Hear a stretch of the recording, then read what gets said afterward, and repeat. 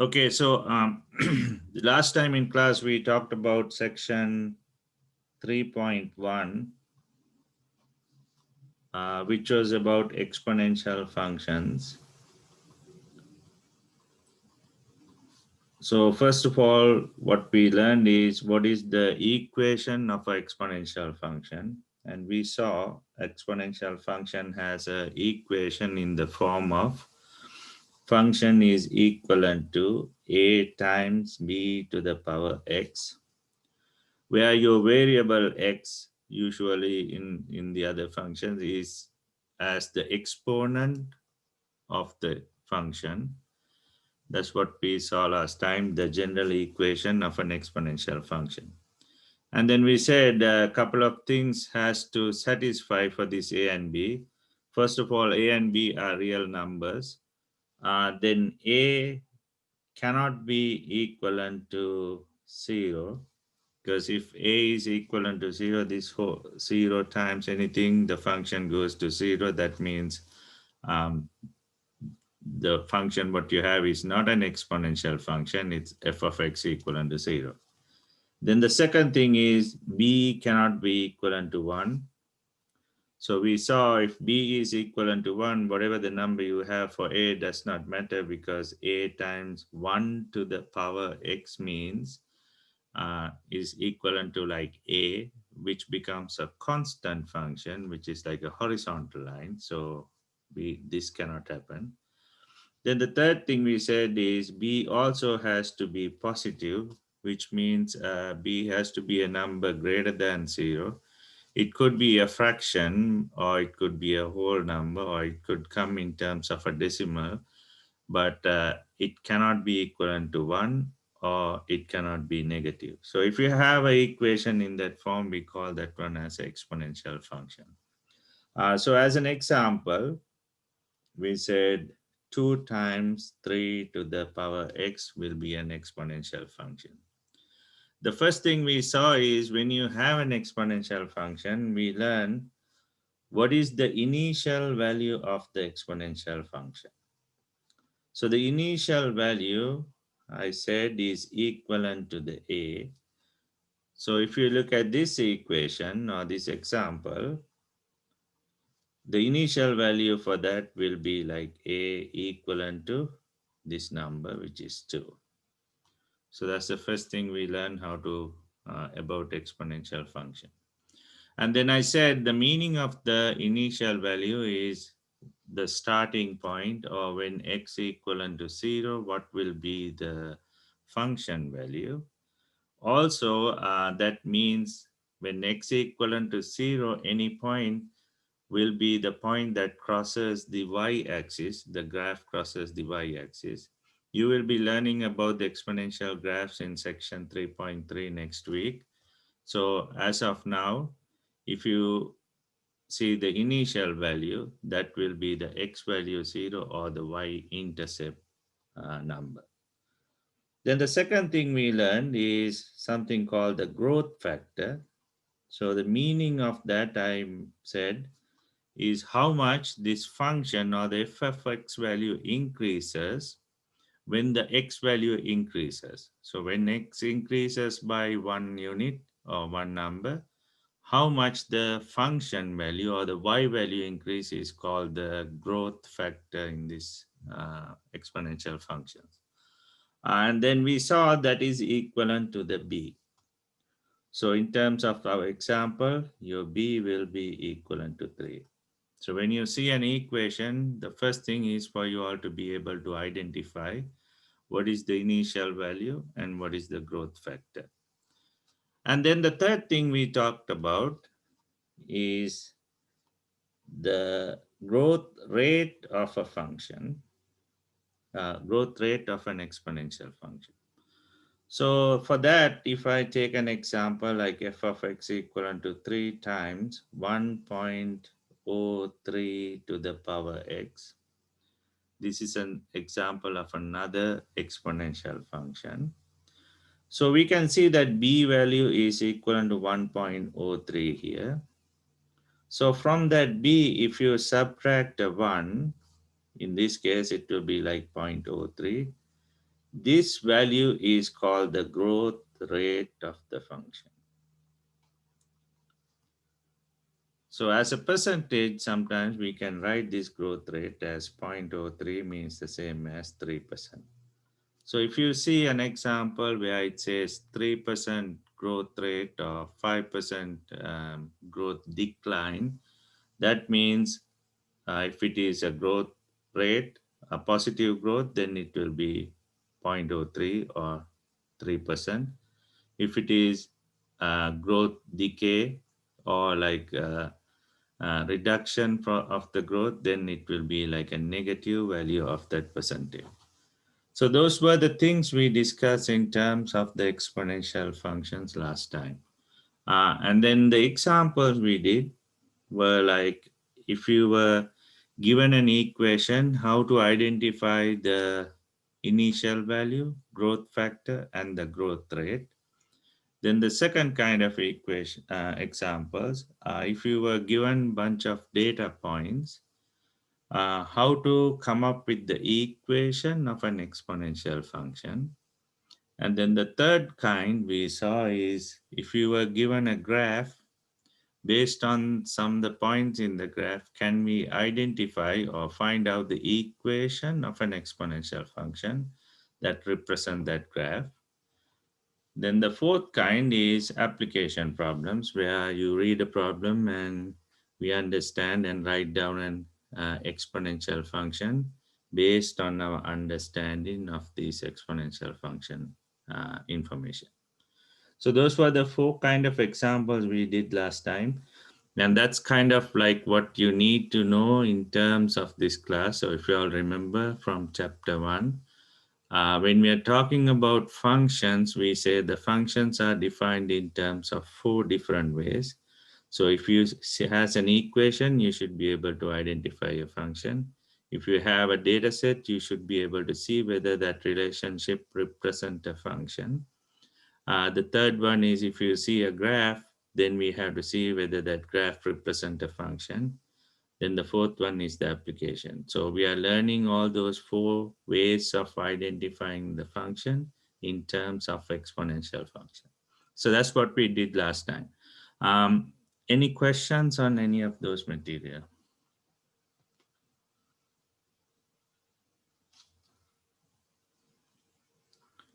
All right. So that means you guys are good. So you're gonna ace the quiz today, right?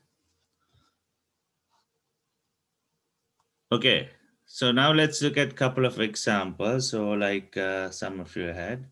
So we did question number 7 last time. So I'm going to do something very similar to that or question number 9 because number 7 is already in that previous video. So some of you might get bored otherwise. So let's look at question number 9, which is asking the same thing as number 7. So what we were given is a data set, a bunch of data points. So in those points, we have the x value and the function. And the numbers given to us in this is on page 172 in your textbook. 0, 2, 3 for x values. And then the y values or the function values are 6, 96, and k. So that's what is given to us. Now they are asking some of the values assigned by an exponential function f are given in the table below. Determine the value of k. The value that is missing in this data set is what we needed to find. So last time when we are doing these problems, I showed you two methods that we can do that. And some of you can even guess the answer. So, but when the functions get complicated, you can do that. You cannot do that. So you need to find a method to do it. So since they are saying in the problem, this represent exponential function. What we know in terms of exponential functions is this: a times b to the x will be the equation of exponential function. Now, when you write like this is in general. Now, if I can find a and b based on this given information, then we have the equation of the exponential function, which represent this data set. So then I can say when x equal to 3, how much is the k? I can find that way. That's one method. Second method is, since they are saying it's an exponential function, we can use the understanding of what happens when the x value increases by 1 unit, and then use that to find out the equation or the missing k value. So either whatever the method you're using, okay, I'll show you in both ways. So if I'm using this equation, so my first thing is to identify what is A or B, because right now I have four unknown things here. Then what any equation should have is like f of x and some numbers and the variable x. So then we can plug that into the equation. Okay, so the first thing then is to identify my A. So A is equivalent to the initial value. When you have the initial value, what I said this last time, that happens when the x value is equivalent to 0. So if you plug x equivalent to 0, this whole thing goes to 1. That means the function is equivalent to a, because a times 1 is a. So by looking at the data set, I can see right away they have given us when x equals 0, what is the y value, right? So if I plug that in, that means when f of 0 a times b to the 0, the answer is equivalent to 6. So since this part is equivalent to 1, I can see my a is equivalent to 6. That's the first thing. So I can write that equation now back again without using a. I can say it's 6 times b to the power x. Then after that, what I need to find is the value for b. So now I have an equation with 1, 2, 3 unknowns. So if I can find two of them, I can find the other one. So then for that, we can use some of the other points given. In this case, the x equals 2, y is equivalent to 96. So I'm going to go and plug that into this equation. Y value is 96, a is 6, b we don't know, that's what I wanted to find. And then x at y equals 96 is equivalent to 2, since it's given in the problem. So b squared is 6 times b squared is equivalent to 96. Now we can do a simple simplification, divide both sides by 6. This will give you 16 is equivalent to b squared. And then if I wanted to find b, I take the square root on both sides, so the b will be equivalent to 4. Is that clear to everybody how we find that one? So once you have that, we can go back and write my equation as f of x equivalent to 6 times b now is equivalent to 4 to the power x. That's the equation that represents these data points given to us. Now, based on that, if I wanted to find x equals 3, yx equals 3, because that's where the k value, right? So we wanted to see that value. That means f of 3 is equivalent to 6 times 4 to the power 3. So by simplifying that, you can understand what is the value for k. Is that clear to everybody? So in terms of an answer, that will be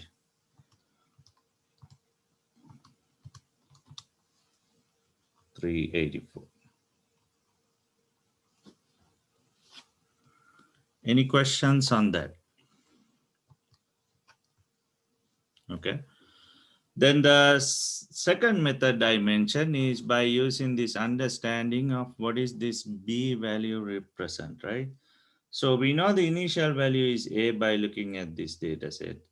And then b value means from this 0 when it goes to 1 and 2, how many times this um, sorry, when you go from 0 to 1 to 2, how many times this function value is multiplied by, right? That will be your b value. So when you go from 0 to 1, whatever the value we had for 0 is multiplied by b to get x equals 1. And that new answer will be multiplied by b again to get x equals to. So like that. And then if you go the same thing, multiply the second number x equals 2 multiplied by the b value, you get the x equals 3 value. So like that, if you can identify what is a and b, then based on that also you can find out what will be the k. So if you are doing that way, then the first thing I would do is rewrite this equation in terms of x equal f of x. Right now in the data set that is given to us, what we have is 0 and then 2 and 3. I also wanted to have 1 so that way I know how much the b will be as we go. So what the numbers that we have is 6 here and a 96 here and a k. So if I can somehow find the value for x equals 1 by using then by using these two numbers, I can identify how much the b will be, right? So if your initial value is 6, in order for this number to be 2, that means b, this one multiplied by b to get that, and that whatever that number multiplied by b to get this, and whatever that number multiplied by b to get the third one, right? So that's how it goes. So that means if you look at from here, uh, if you multiply b times b, which is b squared, is what you get as the second number. So is that clear what I'm saying to you guys? So 6 times b squared will give you the number of 96. Because from 6 you multiply by b, you get that number. And that number multiplied by b, you get 96. So 6 times b squared, or b to the power 2, equals 96. So from that also you can get b squared is equivalent to 16 and b is equivalent to 4. So once you identify b is equivalent to 4, then from this number to that, from x equals 2 to 3, what we have to do is multiply this 96 by 4, which will be the answer of 384. That's by using the concepts of the exponential function. But if you wanted to use this method, that's okay too. Either way, the understanding about exponential functions is that each time to get the next number, you are multiplying the y value or the function value by the growth factor. Is that clear? Any questions on that?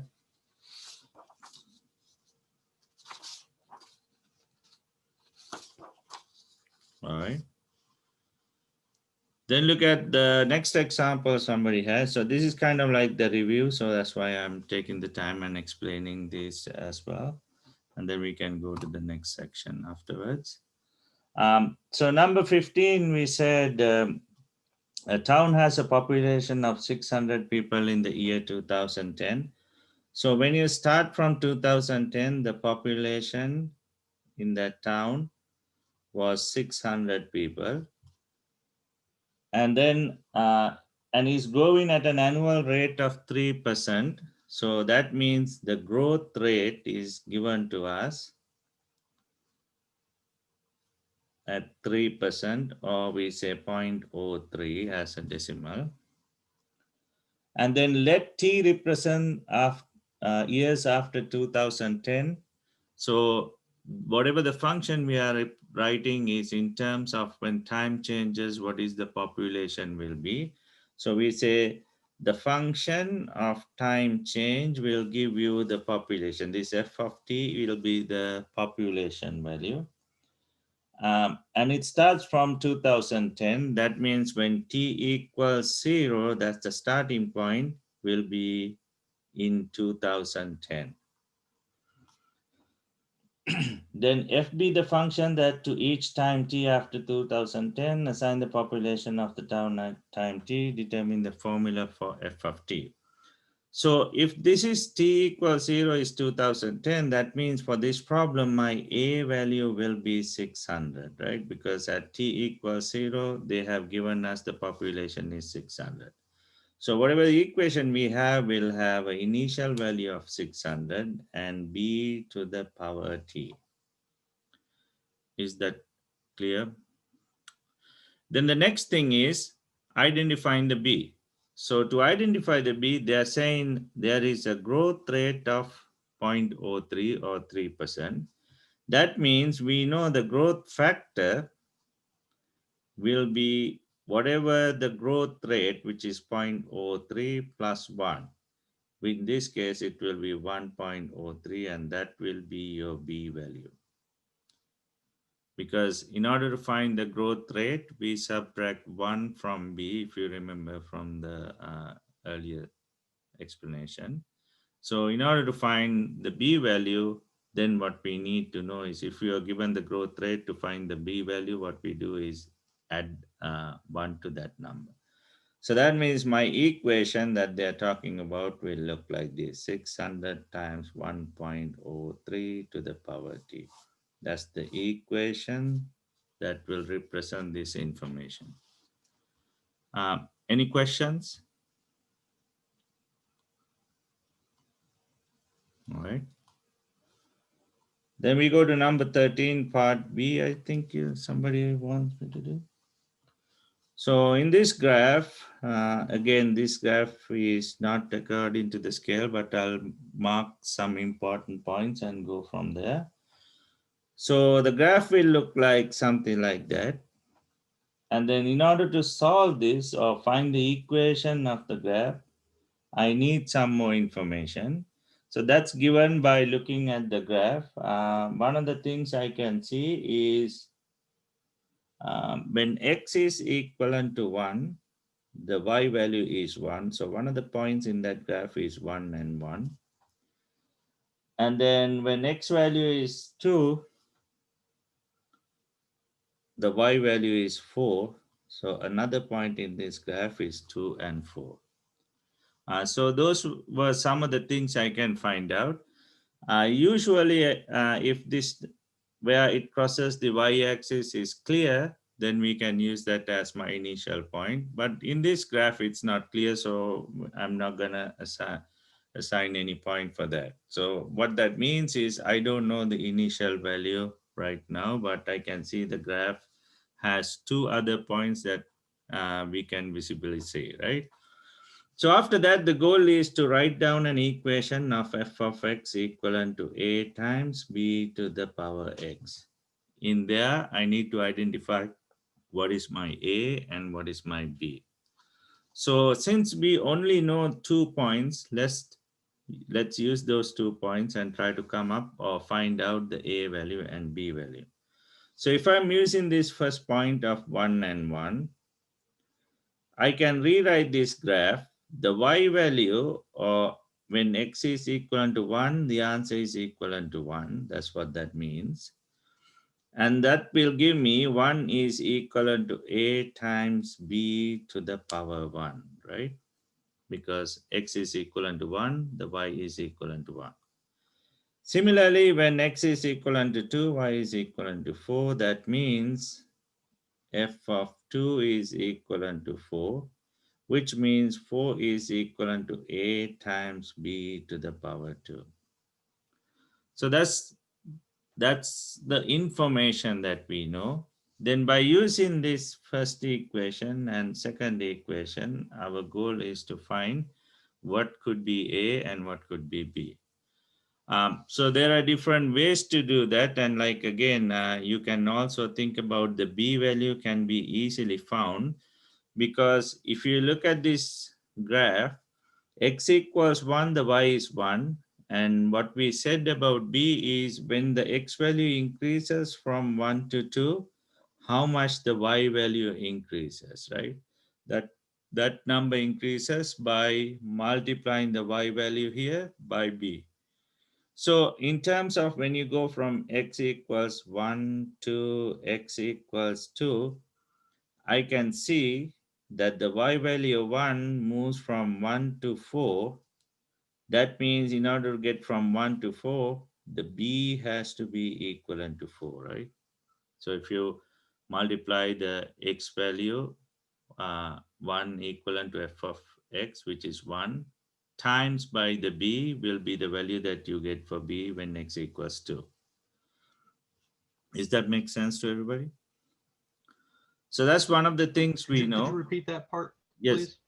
So, so like I explained earlier, there's another way to do it. I'll show you in a second. But right now, using the exponential functions, what we know is when x value is equivalent to 1, the y value is equivalent to 1, right? And then when x moves 1 point to the right, or x goes from 1 to 2, the change that happens to the y value, which is from 1 to 4, is equivalent to b, right? Because what the b means is whatever the y value at x equals 1 multiplied by the b will get the x equals to y value, right? So that means if it multiply 1 by 4, only you will get 4, right? So that means the b will be equivalent to 4. Okay, that's by using the understanding of what is the growth factor means. How much the value of the function grow by when the x value change from 1 point to the other one. Does that make sense? Yeah, yeah. Okay. So then after that, once you have that, then it's kind of like easy. What, since we know 1 is equivalent to a times b to the 1. And if I know the b is equivalent to 1, that means this is this. So the a will be equivalent to 1/4. I divide both sides by 1, right? Make sense? All right. The second method, right? So if you kind of, this is by using the concepts of exponential function. If wanted to use just a simple algebra, what we do is we take these two equations. So one of the equation is 4 equivalent to a times b squared, and the other one is 1 equivalent to a times b to the power 1. So in your textbook, they are talking about this as like f of c plus 1 and this as f of c. From c to c plus 1. From previous value, added another point, right? So from 1 to 2. If this is c, this will be c plus 1, like that, right? Then what they're saying is if you take the ratio of those two, means if you divide the second number by the first one, this will be equivalent to the b, right? Because to get the next number, if you multiply, if you have the two numbers, if you take the previous number divided by the, if you have the current number divided by the previous number, you will get the b value, right? So that's the concept. So because of that, when you have these two equations, I can do that, right? I can divide the second equation by the first equation. So when I divide that, then 4 divided by 1 is equivalent to 4. And this a and this a cancel out. And then what you will have is b to the 2 in the numerator and b to the 1 in the denominator. So if you all remember that the thing we discussed about exponents, this is the same as saying b to the 2 times by b to the minus 1, right? Or you can think like there's two b values in the numerator and one b value in the denominator. They cancel out. So the answer will be b, right? What I mean by that is this. B to the 2 means b times b over b. So one of them cancel out. So the answer is 4. So b equivalent to 4, right? Again, then once you have the b value equivalent to 4, you can take this number and plug into the first equation or the second equation to find the a, which will be equal to 1/4. Is that clear how to do that problem and any questions you have?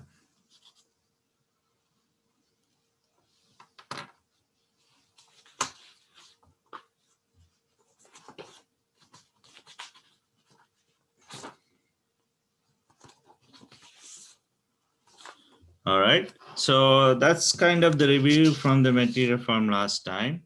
And let's see what we are going to cover today, which is like a very short section.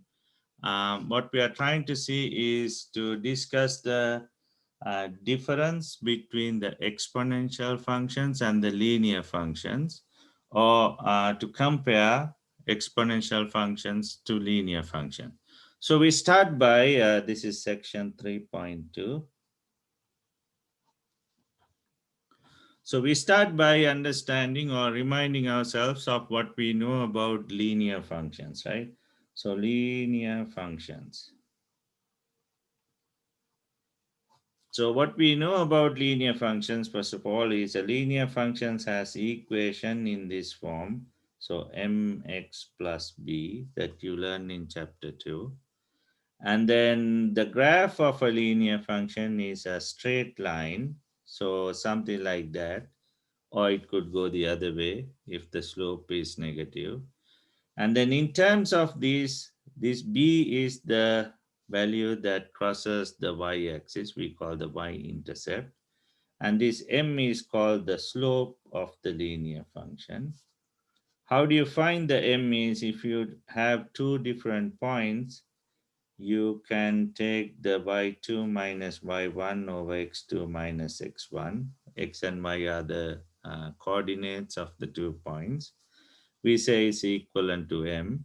What that means is also the difference of the y value. So we use that delta notation over the difference of the x values is equivalent to the slope of the line.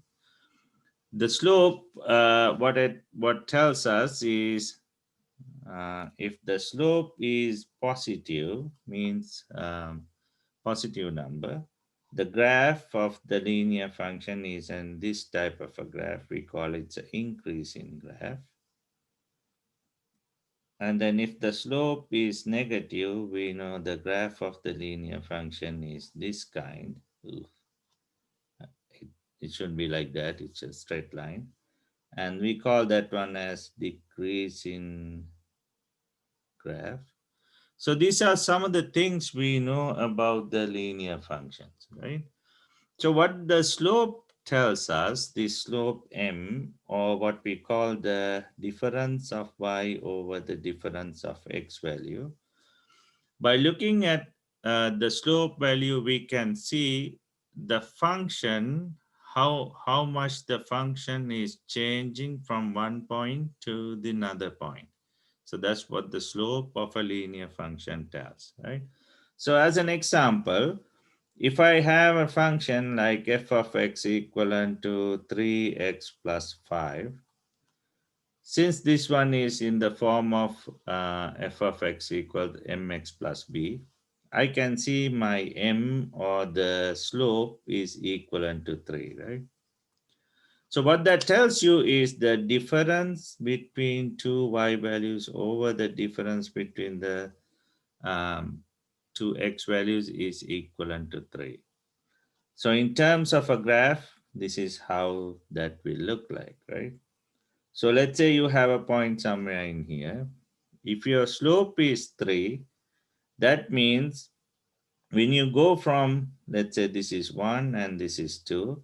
So when you go from 1 to 2, the y difference will increase from, if this is 1, 3 points upward. So this way it goes 1 point, and this way it will go 3 points. So the next point will be like x equals 2 and y equals, if this is 1 and 1, x equals 2, the y equals to 4, right? Because that's the difference of the y values. So is that clear about the linear functions, or you guys remember what you guys learned about the linear function? So we can also see some of the times this delta y over delta x, or the slope, could be like a fraction like this, right? So what that means is the difference of the y values is equivalent to 3 when the difference of y values is equivalent to 5. So in terms of a graph, if you look at it, what that means is from this 1, x equals 1, when it goes to 2, 3, 4, 5, 6, that's from here to here is 5 units. If that point is like 1 and 1, When you go 5 units this way, the y value will change 3 units. So it'll go to 2, 3, 4. So if it goes that way 5 units, from there it will go 3 units upwards. So that's the meaning of a slope being equivalent to 3 over 5, or slope being equivalent to 3. Same way for negative. So if it is negative values, instead of going up, it can go down, right? It will go down. Is that make sense about the linear functions? Or any questions about the linear functions? All right. Then the next thing is, what are exponential functions, which we just discussed. So I will write the exponential functions right next to them. So exponential function we saw has an equation of a times b to the power x. And we can see the graph of an exponential function is when x equivalent to 0, the value is equivalent to a. So the graph is something like that. And this being the a when x equivalent to 0. So an exponential function is a function that keeps on increasing its value, but not at a constant rate, but the value is increased in terms of timing by the growth factor. So we talked about those things a lot, so I'm not gonna repeat the same thing again unless you have questions. So that's what we know about the exponential functions. So in terms of some points or the growth factor, how it works is, let's say if I have a function of f of x equivalent to 2 times 3 to the x, when x value is equivalent to 1, the function is equivalent to 2 times 3 to the 1.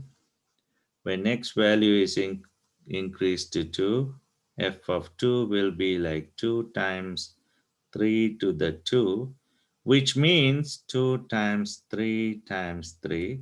So this is what we meant by the number increased by growth factor. If you can see, when you go from x equals 1 to 2, whatever the x equals 1 value we had gets multiplied by the growth factor. If you have x equals 3, that is f of 3 equivalent to 2 times 3 to the 3, which means 2 times 3 times 3 times 3. That's what this exponent part does. So from the previous point, which is this number, that's that number, times it by the growth factor. So that's what we know in terms of um, the exponential functions. And because we saw the last example, we also know if you take two close points like c plus 1 and divided by the previous point, that value will be equivalent to b for exponential function. So those are the things we know about exponential functions, and we also know what is a means and b means and so on. So that's all in terms of the material that we need to know. Now what we can do is see some of these examples and see how to answer those questions. Anybody have any questions before we start doing examples?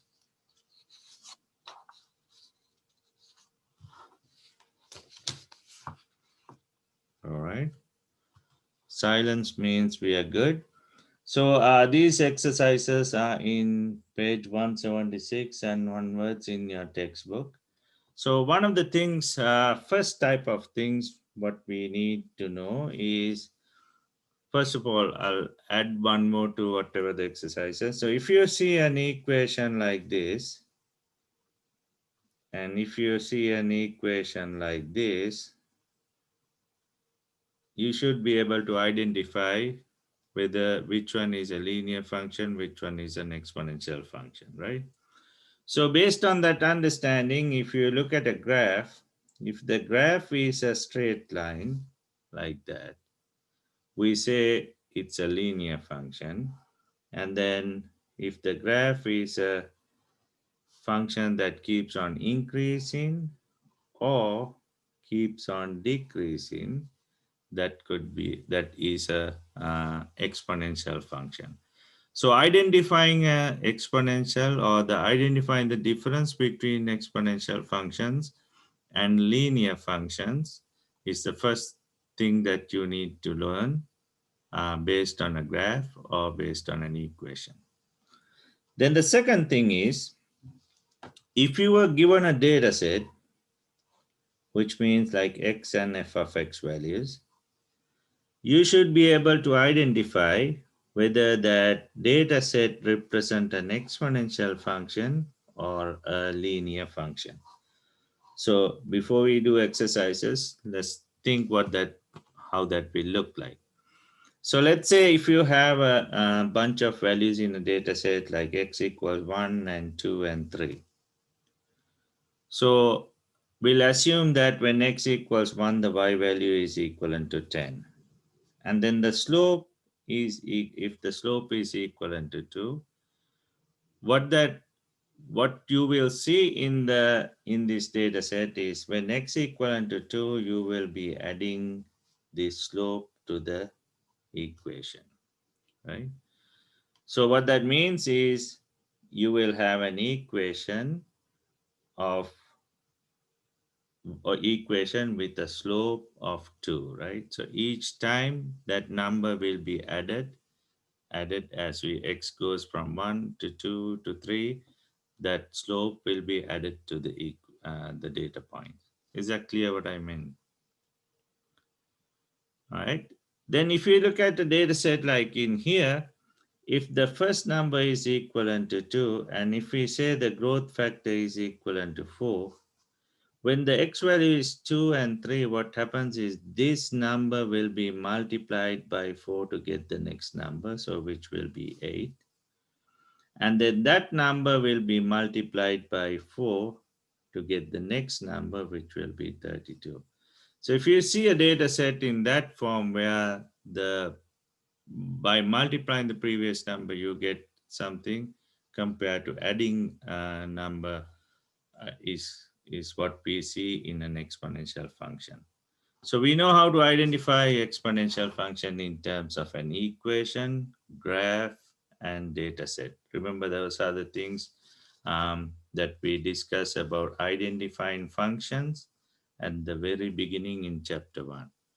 And then finally, the third one is using the application problem. So if you see like explanation or application problem involving is given to you, then what you needed to see is the function, does it increase in terms of a constant value, or the function is increasing in terms of a growth value, growth factor. So based on that, you should be able to understand whether it's a linear function or an exponential function. Is that clear to everybody how to identify the difference between the two? Okay.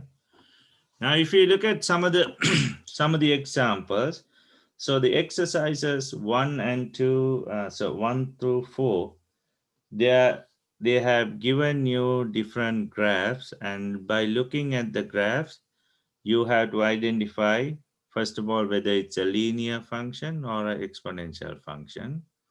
Then the second thing is, if it is a linear function, does it I'm sorry, if it has the shape of a linear function, does it has the condition of where the slope is the same from one point to the other one? And if it has an exponential shape, does it has an exponential feature of each number is multiplied by the growth factor? So the first few questions, 1 through 4, is pretty straightforward, but you are looking at the graphs and then seeing if you go from one point to the other one, if it has a like a linear shape, that means it has to be a straight line. Then you are seeing from one point to the other one, is that slope or the rate of change is the same or not. And then if it is an exponential function, when you go from one point to the other one, does the function increase in terms of a growth factor or not, increase or decrease? So that's how we answered the first few questions. Because of the time constraint, we have like for 5 more minutes. So we'll do a different kind of one instead of looking at the graphs. I think you guys will be able to do the graph problems, right? Anybody have any questions on that?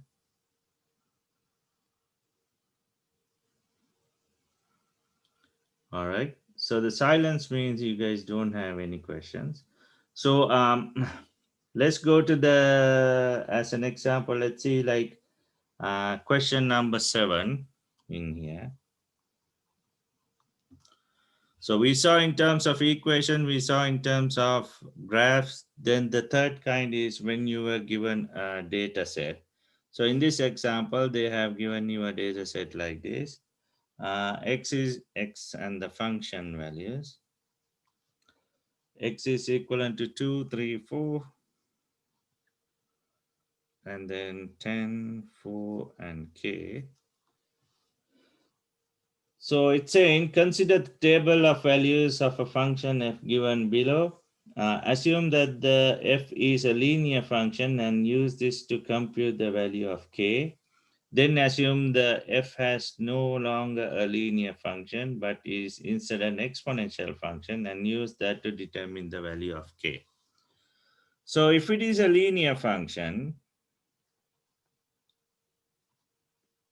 what we know is each time when from x value increases from one point to the other one, going from 2 to 3 to 4, the increment or the rate that it change has to be the same, right? And then if it is a linear function, each time when it goes from 2 to 3 to 4, the rate that increases is based on the growth factor, right? So the growth factor will tell you how much the next point will be. Then if you understand those things, we can find out the value for k. So any questions on that part, first of all? Okay. All right, so you guys clear with the problem. Let's see then how to do this. So the first thing what we can do is, if it is a linear function, the equation I have is m of x plus b. Now you don't have to do like this way. I'm just showing you a general method. You can use other methods to find this information. So like earlier, then what we are doing is, this is my general equation of the form. So I can use these given points and identify what is m and b. Then once you have those two values, I can rewrite the equation and find x equals 4. That's one method. Or the second method is by understanding when you go from one point to the other one, the change or the difference that happen is called the slope of the function, right? So if you are going from x equals 2 to 3, in this case, so the slope of the function is equivalent to the delta y over delta x, which means the difference that happens from 10 to 4 is equivalent to 4 minus 10 divided by 3 minus 1, which will be negative 10, negative 6 over 2, which is negative 3, and that will be the slope of the function, right? I'm sorry, 3 minus 2, and then this will be 1, so I'm sorry, this will be equal to negative 6. I thought it was 2. Okay, so that change that happened from this point to that one is a negative 6 change. That means that will be the slope of the line. Does that make sense to everybody? So once you understand the slope, now we know if the change from here to here is negative 6, that should be the same change going from this point to the other one. So when you go from 4 to, x value 3 to x value 4, the y values will also go from 4 and a change of minus 6. So that will tell you the k will be equivalent to 4 minus 6, which is -2. Is that clear how you identify the missing value k if the function is representing a linear function? Okay. Then if the function is an exponential function, what we know is the function will have this shape of a times b times x. And we also know if you take two adjacent numbers, the ratio of the two is equivalent to b. Once you identify that ratio from going from 3 to 4, you can find out what the value will be. So the y value for the second point in here will be 4. And then the y value for the first point will be 10. So in terms of my b here will be 2 over 5,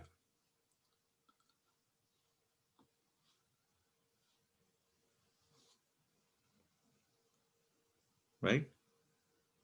Is that clear to everybody in terms of what is the growth factor means?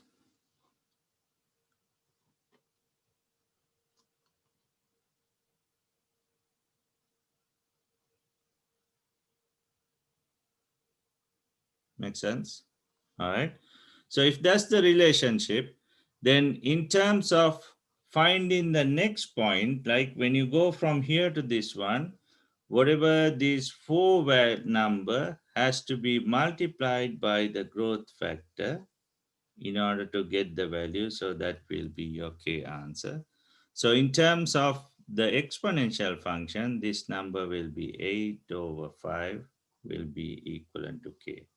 This will be the k if you have an exponential function. This will be the k if you have a linear function. Any questions on that?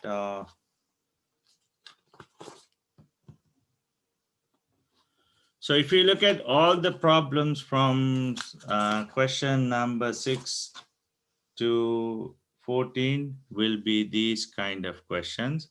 So that's all you need to know from this section. I think that your quiz will be available to you right now. So unless you have any questions, we're gonna stop the class, and I think you guys go to the Brightspace and get the quiz, or how you do that.